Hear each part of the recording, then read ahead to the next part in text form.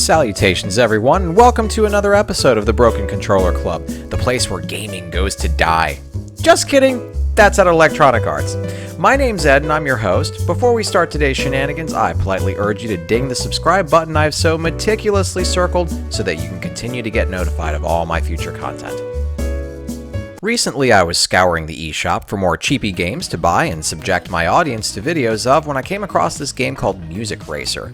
The title is about as simple as it can get, but it had that retro 80s aesthetic along with describing itself as a music game, so I thought, why not? And bought it. In short, this game is awesome. For $7 you get synth pop music with all your favorite 80s vehicles, crazy neon graphics and colors, and if you have any appreciation for what I just mentioned, then you should buy it. It is worth the money. But I do want you to know a couple things before going into it. First off, it's a racing game, but it's not competitive racing or time trial racing or anything like that. It's racing in a I had to race to get to the elevator before it closed sort of race. The I had to race to the bathroom after eating that last helping of lo mein type of race. There's no winners or losers here. Your only task is to pick up these white squares that make little bass beat sound effects if you have the effects turned on, and you can build a combo by not hitting any vehicles. So you want to keep the combo going as long as possible because it'll contribute toward your score at the end. Hit an obstacle and it only slows you down for a moment and it resets your combo counter. That's it. The stakes are not high here, and this is a game meant to be played for fun and nothing else. Next up, the music has got a playlist that consists of synth pop and a good chunk of EDM. If you don't like EDM, then this game's a little harder to recommend. Other than that though, you can choose the song before each race and the track runs as long as the song does. When the song's over, then your score is tallied up and you're given a star rating for how well you did. One complaint I had is that I wish you could have a favorites list because I cannot remember which songs I liked and the track names don't really help you remember the songs. And like I implied earlier, the car selection is pretty great. They don't appear to have any differences in handling or speed or anything like that, so you pick what you want and you just drive it. You've got your standard selection of cars, but then spending your points gets access to the Tron light cycle, Kit from Knight Rider, the Delorean, and all that.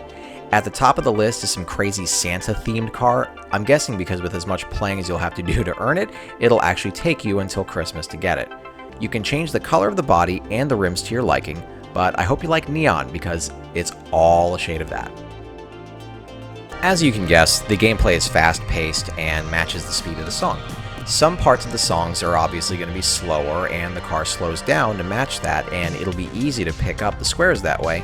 And then suddenly the songs will pick up pace, your car blasts ahead, and even the racetrack starts getting wavy and thumps with the music as you try not to have a heart attack as this happens out of nowhere. Moving the car by the standard controls means left and right makes it just switch lanes. The advanced control style lets you actually steer it, but I found that picking up squares was not nearly as easy or accurate as it was before. Your points not only get you new cars, but also lets you purchase new tracks as well, and there's some really cool ones to see. Each track has a standard option, a Zen version that has no obstacles to hit you, a cinematic version that shows the racing from different angles. You could think of it as a demo mode more than anything else. And then there's hard mode where hitting one wall means game over. You do still get to keep your points you collected though, so that's pretty forgiving. So that's about all there is to it. If any of this sounds remotely appealing, then buy the game. I mean, you bought a lot stupider things on Amazon after like 6 bourbons, right?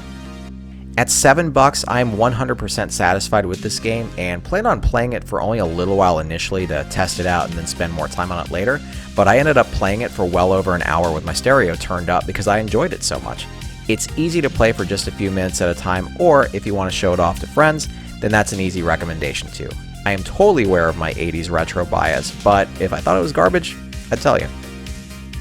And that's all I've got for today. Thanks for watching and be sure to subscribe to get notified of all my future videos on the way. Adios! Do you like what you see? Or did you lose a bet and have to subscribe to your most hated channel on YouTube? Do you feel sorry for me? Be sure to ding that sexy subscribe button before changing channels as I have no shame and will take whatever I can get. Thanks again for watching.